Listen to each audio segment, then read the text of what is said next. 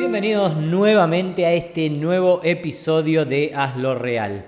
Es un episodio donde nosotros al miedo lo transformamos en oportunidades y a los sueños los accionamos. Este es un episodio de los que más me encanta grabar, porque para mí el desconocimiento y declararme una persona ignorante en muchos temas es una autopista para crecer, digamos. El momento que yo tomé conciencia de mi ignorancia fue lo que empezó a hacerme crecer.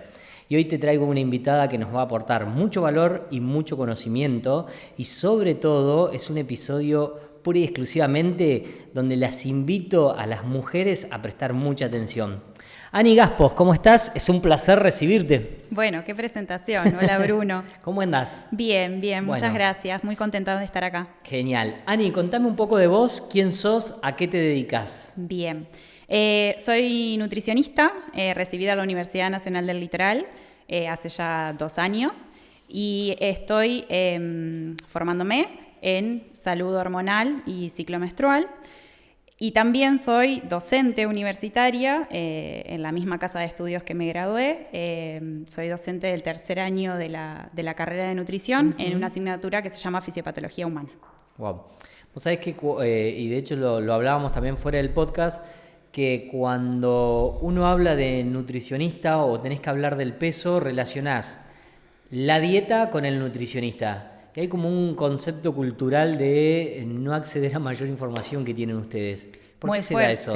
Muy fuerte. Bueno, pasa que tradicionalmente estamos hablando, digamos, de como de modelos dentro de la salud, ¿no? Y tradicionalmente siempre se asoció a la nutrición con contar calorías, con el control del cuerpo, como que si uno pudiese hacerlo, ¿no? Decir, bueno, manejarme dentro de determinado peso corporal y que para eso lo que importa es calorías, cálculos, bueno, lo que consumo lo tengo que gastar, entonces de esa manera voy a estar en un equilibrio, siempre pensando tal vez la salud desde el lado de, bueno, igual a un peso, ¿no?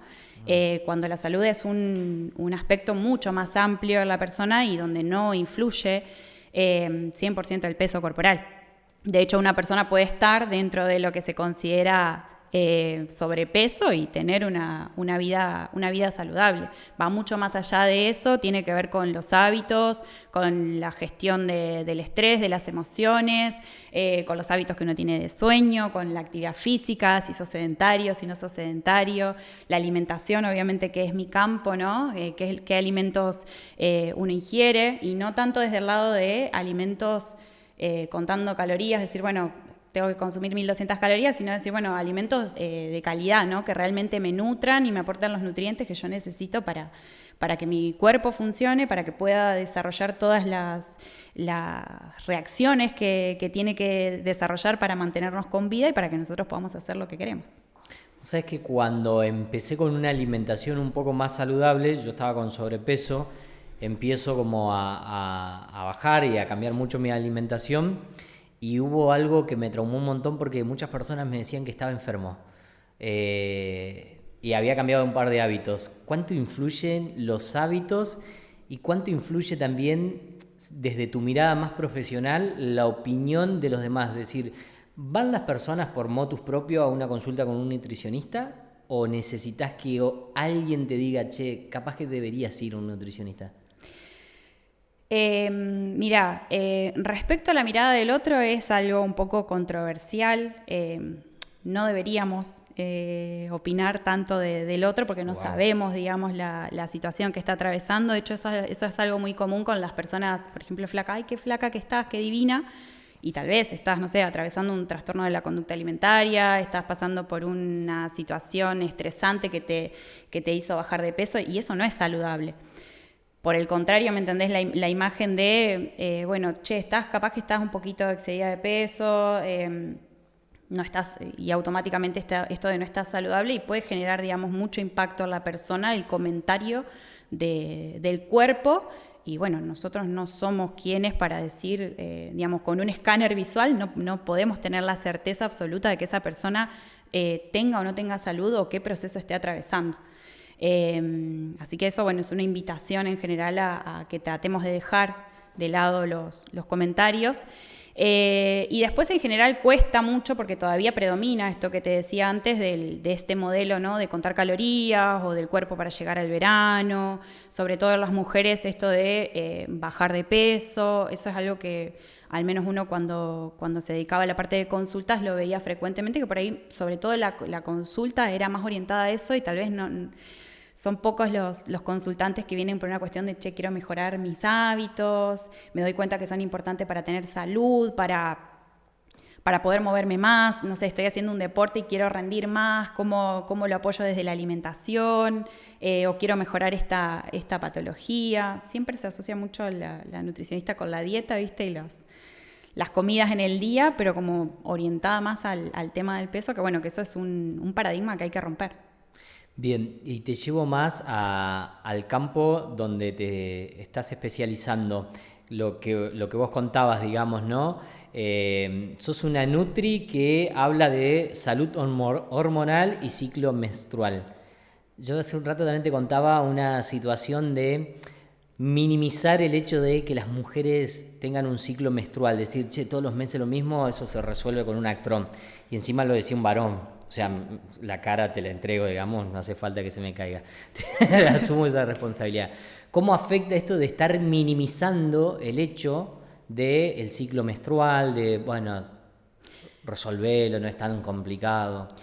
Afecta un montón porque todavía estamos dentro de esto que hablábamos de paradigmas, particularmente lo que es el ciclo menstrual. Venimos nosotros de una historia en la que siempre se ha considerado un tabú o un tema que no se habla o un tema incómodo. De hecho, las mismas mujeres a veces no sabemos lo que está pasando en nuestro cuerpo, digamos, poder detectar, saber por qué fluctúan nuestras emociones, por qué sentimos lo que sentimos, lo que nos pasa, que está muy asociado a justamente las fluctuaciones hormonales que nosotros tenemos en nuestro cuerpo. Influye un montón porque es necesario que nosotros empecemos a ver el ciclo menstrual, que de hecho se lo considera así como un signo vital en la persona, en las mujeres. ¿Sabes cuáles son los signos vitales? No, ¿me podrías decir? Generales. Sí. Por ejemplo, sí, temperatura es un signo vital en las personas, ¿no? ¿El ciclo menstrual sería uno más?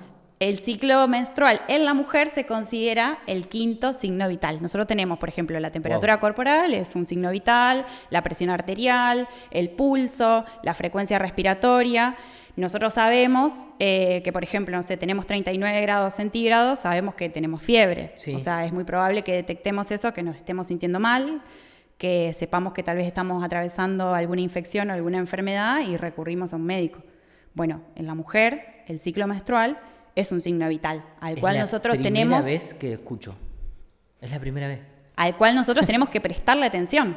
O sea, es nuestro cuerpo hablándonos y de eso depende que, por ejemplo, un ciclo regular, saludable, va a tener determinadas características y nos va a estar diciendo que nuestro cuerpo está funcionando con normalidad, que nuestro sistema hormonal está funcionando, que nuestro metabolismo está funcionando. Por el contrario, un ciclo irregular, que para eso hay determinados parámetros, por ejemplo, no sé, no menstruar, bueno, no es algo normal, las mujeres deberíamos menstruar todos los meses, entonces no menstruar, tener ciclos muy largos, la cantidad de sangre, si la sangre tiene coágulos, no tiene coágulos, si duele incluso, son todos signos de alarma que nuestro cuerpo nos está diciendo, bueno, acá está pasando algo, deberíamos prestarle atención, ¿no? O sea, en ese sentido de la salud y que uno debería atender. Por ejemplo, no sé, hay enfermedades como la endometriosis, que el signo característico es el dolor. Las mujeres atraviesan un dolor incapacitante. O sea, incapacitante al nivel de, bueno, no es que voy caminando por la calle y tengo el dolor. No, incapacitante de me limita en mis actividades cotidianas, ¿no? Y eso en general por desconocimiento, por falta de información, por falta de formación de los profesionales y como te decía antes, por la historia también que, de la que venimos en relación a este tema, ¿no? De tabú, de no se habla. Bueno, ahí surge esta cuestión de subestimar lo que siente la mujer. No es para tanto, ¿te parece tanto dolor? Con un ibuprofeno capaz que se te pasa, ¿no? Entonces es un tema que hay que darle la relevancia que merece en la salud y en la salud de las mujeres, obviamente que impacta muchísimo. Ojo, no solamente estamos hablando a nivel de órganos sexuales y cómo impacta a nivel de fertilidad o de reproducción, porque obviamente todas esas patologías pueden venir con episodios de infertilidad, por ejemplo, ¿no? O que de pronto haya una consulta en relación a todos estos temas por una cuestión de el deseo de quedar embarazada y no poder. Pero después también influye en otros sistemas, o sea, las hormonas sexuales influyen en nuestra salud ósea, en nuestra salud cardiovascular, en nuestro sistema nervioso, relajándolo. ¿Y cómo se da ese proceso? Y pregunto desde la ignorancia, ¿no? Que la mujer cuando inicia con el ciclo menstrual puede estar muy alterada o sin ganas de nada, quizás la situación se pone un poco más tensa en la convivencia también. ¿Cómo es el proceso de ese ciclo, digamos? Nosotros, las mujeres, digamos, justamente se dice ciclo menstrual porque, o sea, somos cíclicas, ¿no? A diferencia del hombre que tal vez tiene un sistema hormonal como más estable, y que en general es de alrededor de un día, las mujeres tenemos ciclos que duran, lo que se dice generalmente 28 días, de todas maneras pueden ser ciclos, depende de la individualidad de la mujer, ¿no? Más o menos se dice 28 días, pero hasta incluso puede durar 35 días y que esté bien, digamos. Eso va a depender puntualmente de cada mujer, no es que a todas nos tiene que, digamos, el ciclo menstrual nos tiene que durar lo mismo, ¿no? Durante ese ciclo las mujeres vamos atravesando por distintas fases. Que esto, mi anhelo también, como hasta incluso docente, digamos, que es la parte que me gusta mucho, para mí es un conocimiento que no es solamente para el profesional, es un conocimiento que todas las mujeres deberíamos manejar y deberíamos tener, porque de esa manera podemos autogestionar también nuestra salud, ¿no? Claro. Y te posiciona de otra manera frente a los profesionales. Pero bueno, en el ciclo menstrual atravesamos por diferentes fases. En general, o sea, son 4, hay algunos autores que, bueno, algunas fases no las consideran, sino que las consideran momento, pero son 4. Tenés, por un lado, la fase menstrual, que es la menstruación, que dura de 1 a 5 días. En ese momento lo que sucede en el cuerpo es que se desprende la capita de endometrio, que es el tejido que recubre nuestro útero. Eso es lo que se descama y por eso tenemos el sangrado. Ahí es el momento donde todas nuestras hormonas están bajas, las hormonas que se producen, entonces es un momento en el que generalmente nos podemos sentir más cansadas, que tendemos más a quedarnos en casa o que no tenemos muchas ganas de hacer nada, como un momento más de introspección, digamos. Después tenemos, después de la menstruación, que en general es del 1 al 5, al quinto día, tenemos la fase folicular. Ajá. Que en la fase folicular lo que se desarrollan son los folículos que se encuentran en el ovario, que uno de ellos es el que llega al estadio maduro absoluto y que después va a liberar el óvulo. Entonces, en ese momento, en la fase folicular, empiezan a subir los estrógenos, que es una hormona que lo que genera en nosotras es como mucha energía, solemos estar como más predispuestas a lo exterior, a las relaciones sociales, a salir de casa. Es una muy buena etapa, por ejemplo, para generar nuevos proyectos, porque estamos como eso, con energía, ¿no? Hasta incluso vincularlo, por ejemplo, con la actividad física. Fíjate qué importante saber por qué periodos atravesamos. Que bueno, es un buen momento, por ejemplo, de pronto para hacer una actividad física tal vez que nos demande un poco más de energía, algo más intenso. ¿Tiene un tiempo determinado de días que dura ese proceso? ¿La fase folicular? Sí. Sí, hasta el día 14, que en general es el día donde sucede la ovulación. A ver, son tiempos estimados. No significa que a todas las mujeres pase lo mismo, o sea, se pueden extender mucho más y bueno, obviamente también hay patologías en las cuales, por ejemplo, puede suceder que no haya ovulación, ¿no? Entonces, después, la etapa que sigue, en el día 14 en general se produce la ovulación, que eso a algunos le dicen fase, otros le dicen como que es un momento, porque en realidad son 24 horas. Ahí los estrógenos están al máximo, entonces es como el pico energético.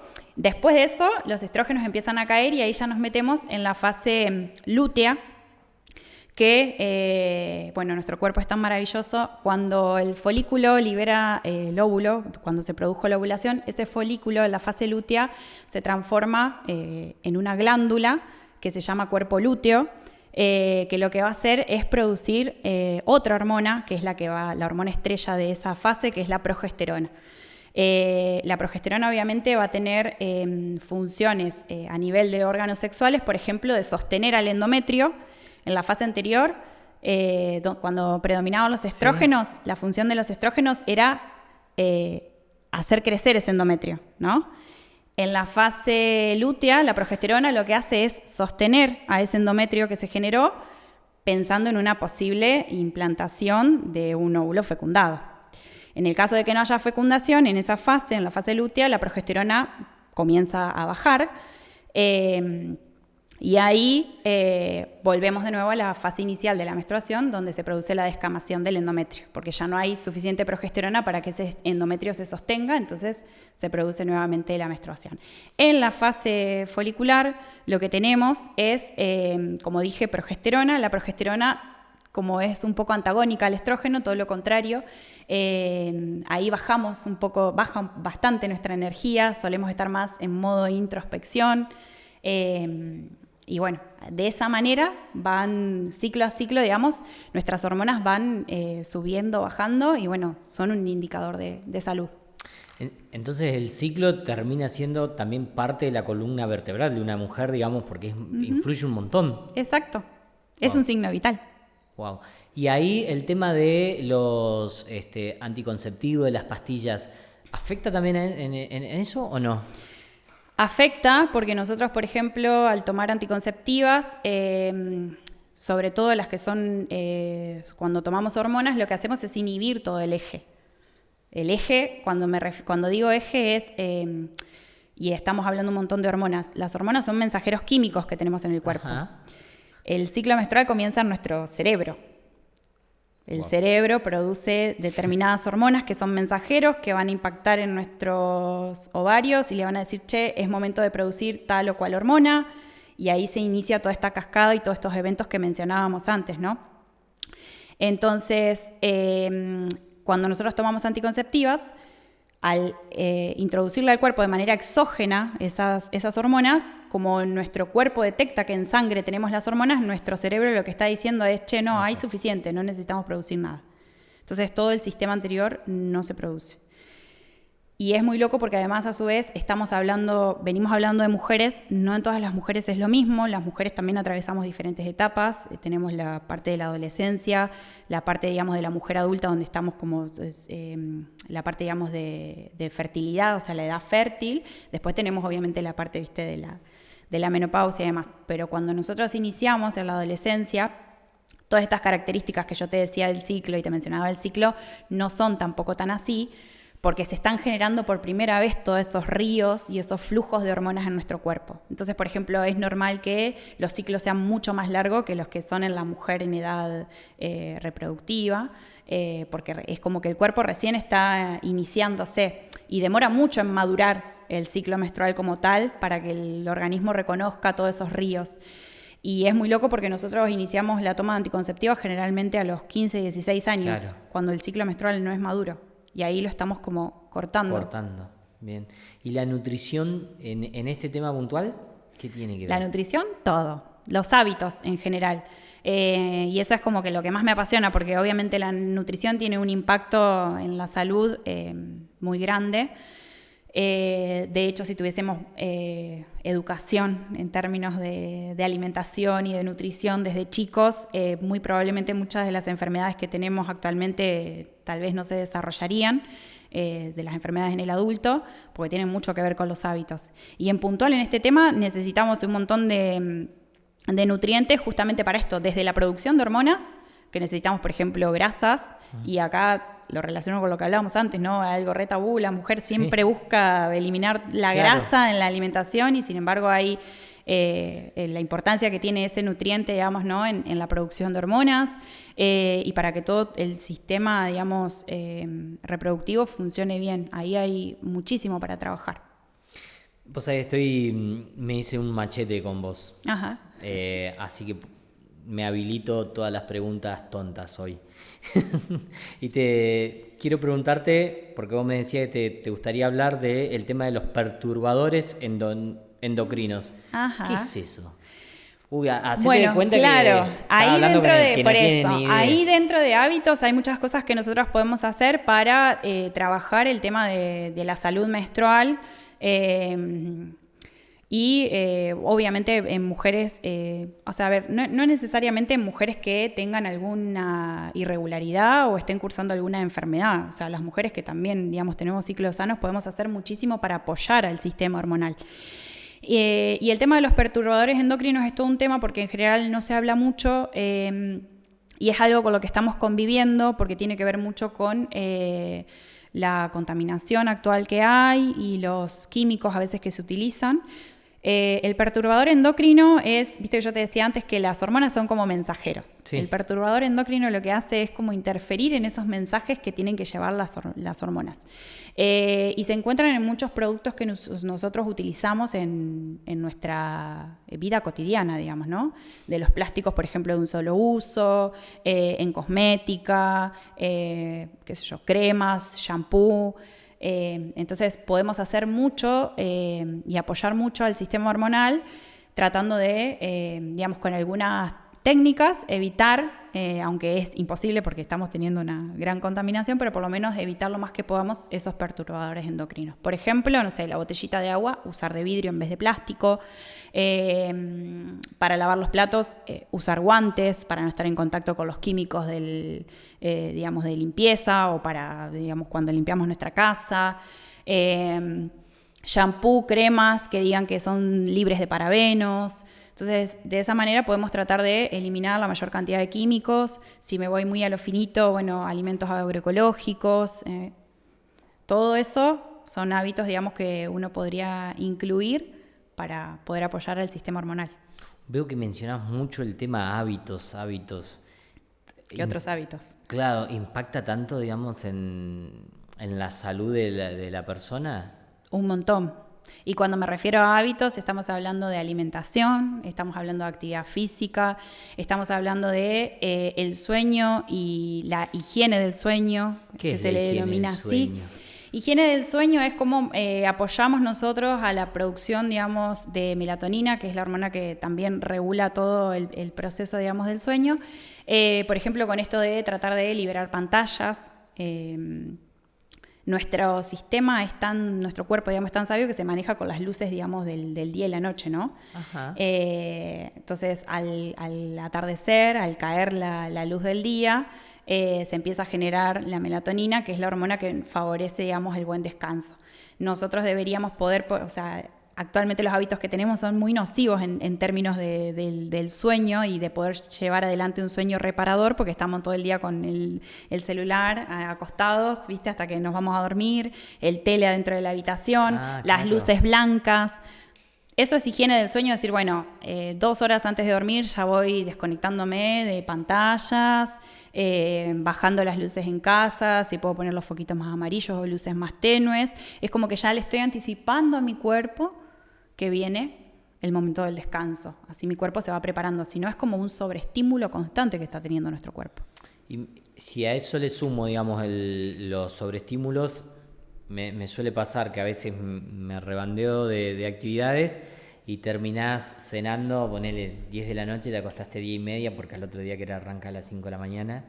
No estamos haciendo nada de un favor, digamos. No, deberíamos también poder cenar temprano, porque si no nuestro cuerpo, digamos, en el momento en el que tendría que estar reparando, o sea, el momento en el que nuestro sistema nervioso se desconecta es, digamos, durante el sueño. Y se produce, digamos, todo el circuito reparador de nuestro cuerpo. O sea, imagínate que nosotros le estamos dando de comer, nos estamos acostando, entonces nuestro cuerpo, en vez de estar reparando todo, está pensando en la digestión, porque acabas de comer. Entonces lo estás haciendo trabajar, no lo estás haciendo descansar. Claro. Y que se recupere para el día siguiente. ¿El manejo de las emociones y del estrés es distinto en la mujer, digamos, que en el varón? No, no distinto en el sentido de, o sea, porque estamos, digamos, con estrés, ¿viste? El ambiente en el que nos movemos suele generar mucho estrés. Sí, la gestión en el sentido, bueno, poder trabajarlo. Lo que tenemos con estrés, cuando nosotros decimos, bueno, a ver, no es malo, porque nosotros a partir de eso, digamos, nuestro cuerpo, nuestro sistema nervioso se prepara para la lucha o la huida, ¿no? Entonces hay determinado momento que lo necesitamos, es como una cuestión de supervivencia en algún aspecto. El tema es que actualmente lo cronificamos, o sea, estamos bajo un estrés constante, digamos, que no cesa nunca, y la producción de cortisol, que es la hormona, digamos, asociada al estrés, es continua.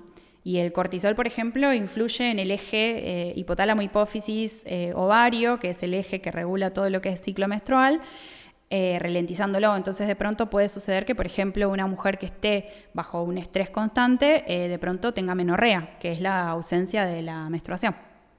¿Y eso se da, por ejemplo, ahora, tenés casos más seguido o no, digamos? Pues sí, o sea, sucede, pero bueno, puede ser también ciclos alargados, entonces es como, siempre es un todo igual, ¿eh? O sea, nunca es como una cosita puntual que tenemos que trabajar.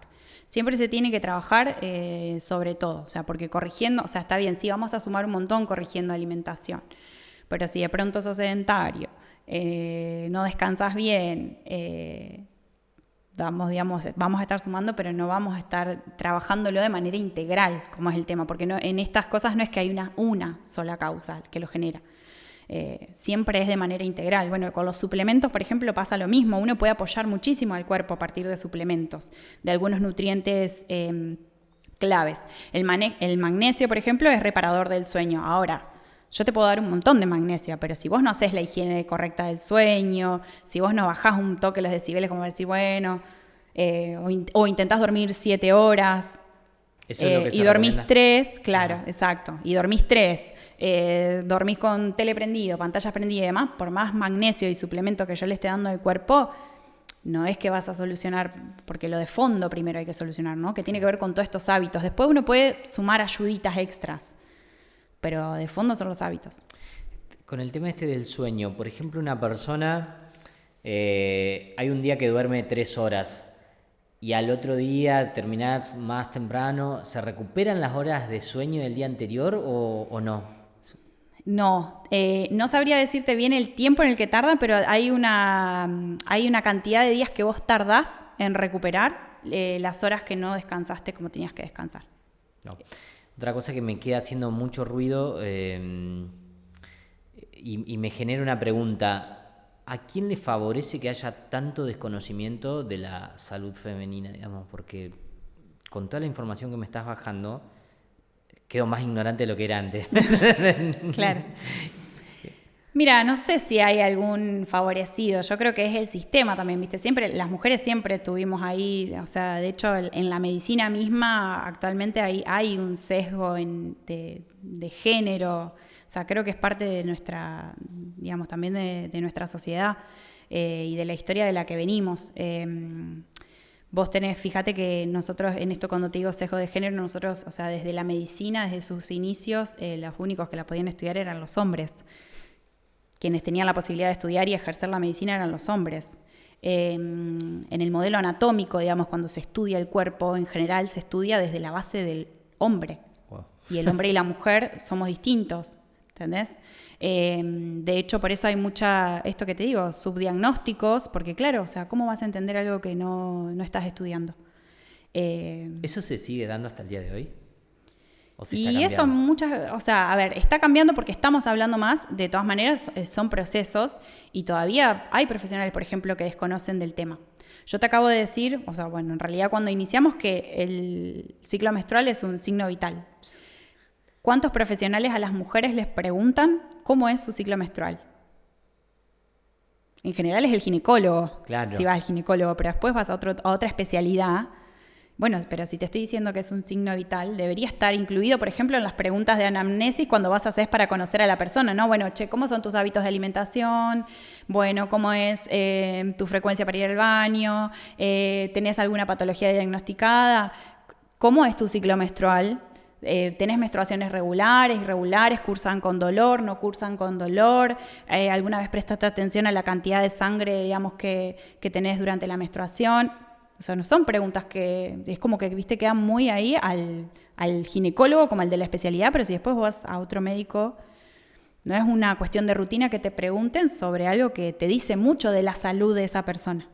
Porque vos sabés que me estoy acordando, a veces está la conversación esta de, no, a mí cuando menstruo me viene un montón, digamos, pero ya es normal, estoy acostumbrada. No. No es normal. Como tampoco es normal, o sea, el dolor. digamos, naturalizar el dolor. A la mujer no le debería doler menstruar. La cantidad, incluso si tenemos coágulos o no, eso, o sea, ahora, por ejemplo, se usa mucho la copita, entonces es mucho más fácil medir las cantidades, pero hasta 100 mililitros es algo normal. Ya si después nos pasamos de eso, bueno, sería una cuestión a prestar atención.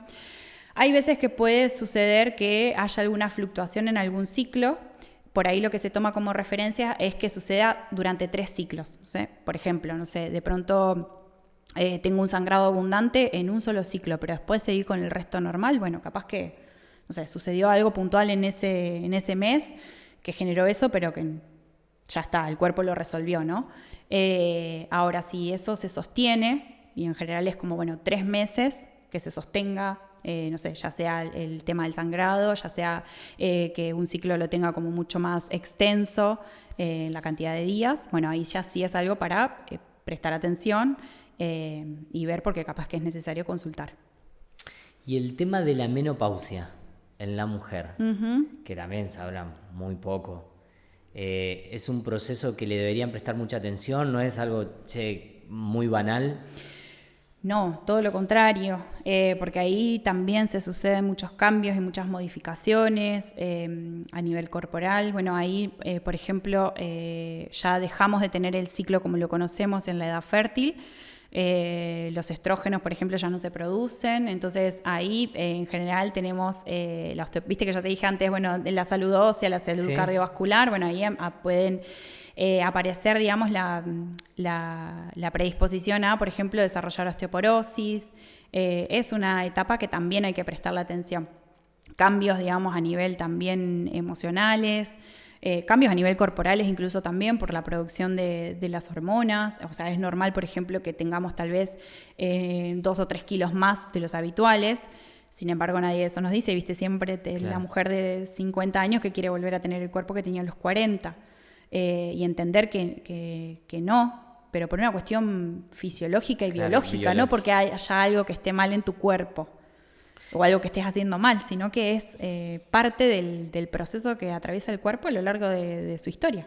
Y hay una etapa que se da sí o sí ¿cómo es? ¿Cómo es que se llama? ¿La menopausia? Sí, hay una edad. En general, puede ser distinto de cuándo se instaure, pero en general a partir de los 40 años ya estamos en la etapa de la perimenopausia, que se llama, que podemos empezar a experimentar cambios en el ciclo. De pronto tal vez esto que hablábamos antes, ¿no? Que se hagan más extensos. Ahí ya empiezan a estar los primeros indicios, digamos, de que las hormonas, digamos, no están produciéndose como se producían en la etapa anterior. Y después, o sea, es un proceso. Después de ese tiempo el cuerpo entras, sí, ya sí, en la etapa de la menopausia, de ahí donde hay un cese de la menstruación, porque ya se deja de estimular a los ovarios y se deja de producir todas las hormonas que generan esta cascada, ¿no? de todos los eventos que hablábamos antes. Bueno, estás desarrollando una de tus actividades, es ser docente de la universidad, de la misma universidad que te formó, pero ¿está dentro de tuyo algún proyecto para que toda esta información empiece a ser más masiva, digamos?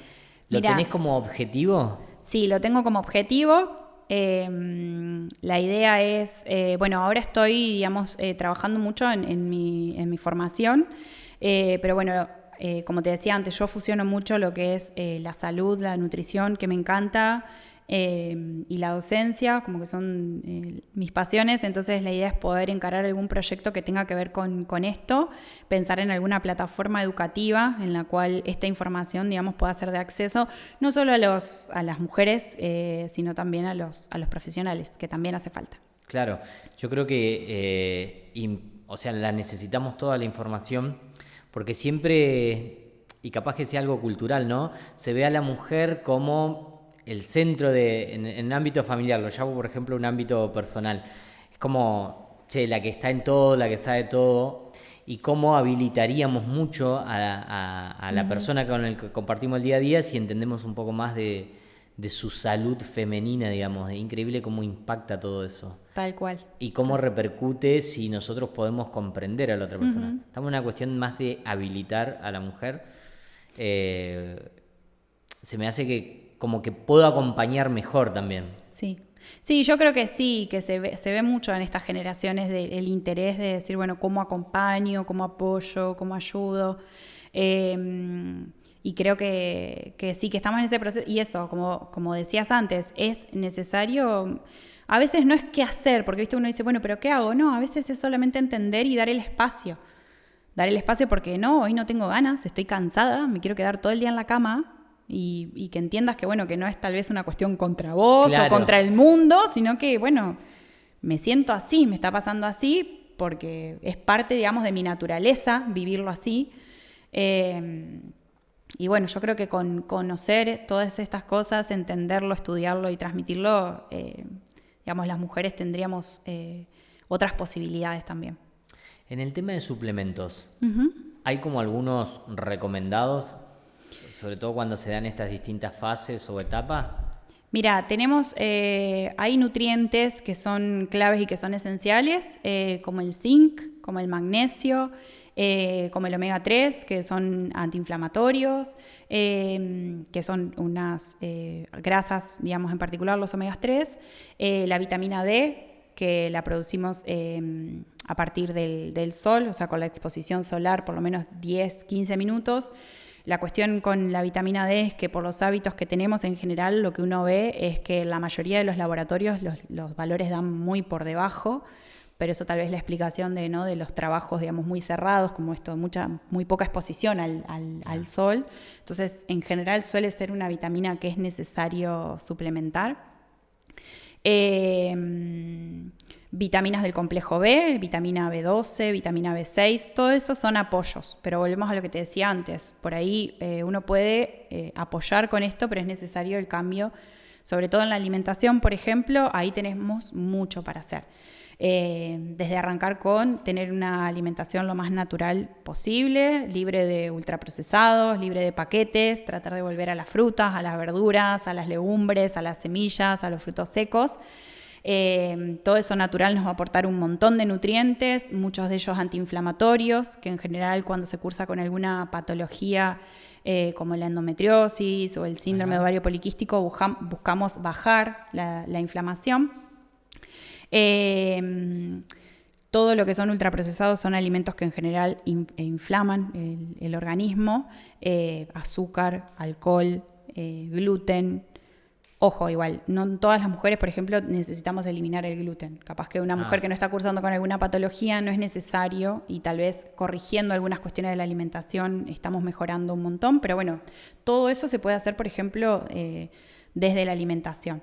Y después evaluar en cada caso particular si es necesario aplicar algún suplemento. Pero necesitamos de base una buena alimentación para después decir, apoyamos y empujamos un poquito más con el tema de suplementos. Claro. Vos sabés que hubo una etapa que a mí en lo personal también me va a marcar mucho, es la época del puerperio, digamos, que tampoco la supe acompañar. Y obviamente que mucho menos con la alimentación.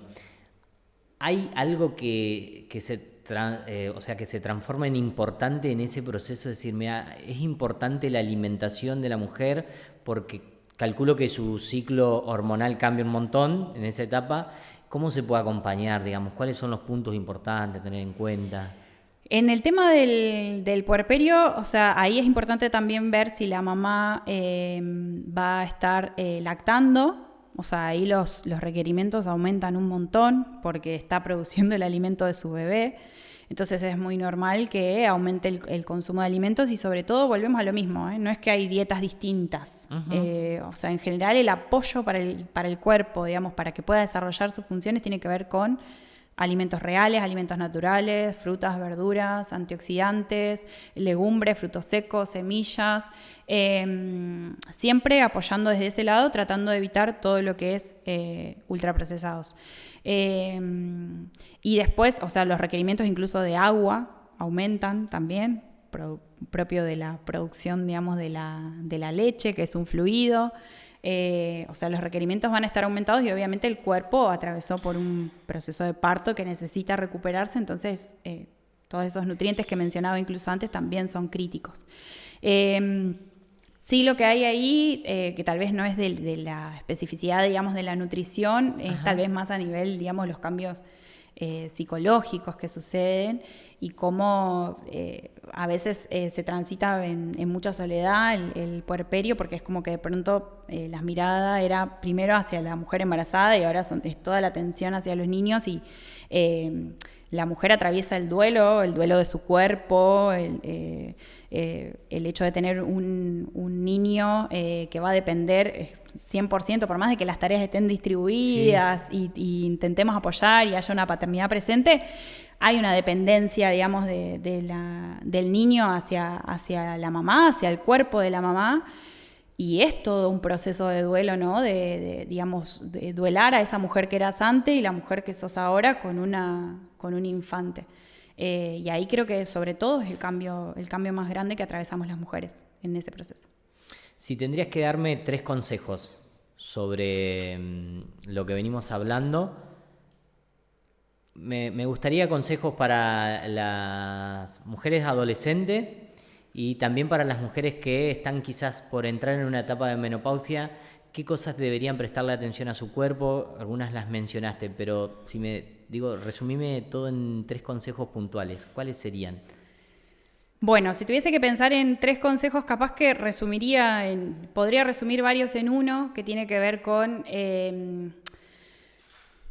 por un lado, la cuestión de la autogestión de la salud, de autogestión propia, ¿no? Eso estamos muy acostumbrados a que el profesional sea el que tiene la palabra de lo que nos está pasando y somos nosotros y es nosotros, si prestásemos atención a las señales que nos da nuestro cuerpo, podríamos saber lo que nos está pasando, ¿no? Para poder autogestionar nuestra propia salud y recurrir a la ayuda que necesitemos. Entonces, la autogestión de la salud, animarse a eso, a dejar de ser tal vez pasivos en la atención que recibimos de parte del profesional y tener un rol más activo, más de consultante. Claro. Antes que eso, tal vez, para poder lograr eso, es el conocimiento, el registro de lo que nos pasa como mujeres, a nuestro cuerpo. Hay un ejercicio muy, muy lindo que es el registro circular, que uno registra a lo largo de su ciclo lo que le va pasando, las emociones que va atravesando, la sintomatología que va teniendo, si uno lo hace a lo largo de diferentes ciclos, puede ir determinando patrones. Ajá. Mira, no sé, me sentí así de esta manera, pero resulta ser que en la fase estrogénica siempre me siento de esta manera, ¿no? Entonces, conocer y registrar es también algo importante para después poder llegar a ese proceso de autogestión de la salud y confiar en nuestro cuerpo también, porque en general es como que estamos siempre esperando que un otro nos diga qué sucede con él y nosotros si prestamos atención a los detalles sutiles y a los mensajes que nos va dando podemos descifrar qué nos está diciendo.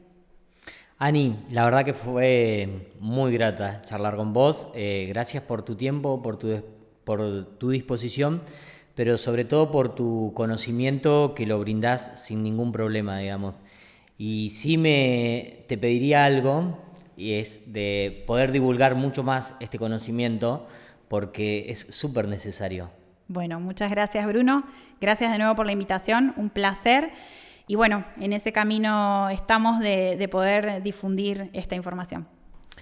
Así también empezamos a finalizar con otro episodio más de Hazlo Real. Hace muy poco escuché y después de esta entrevista lo voy a certificar que las personas tenemos que ser nuestros propios ministros de educación, nuestros propios ministros de economía, nuestros propios ministros de salud, porque cuanto más conocimiento autogestionemos, mejores resultados vamos a tener en la vida y creo que esta charla es un fiel reflejo de eso.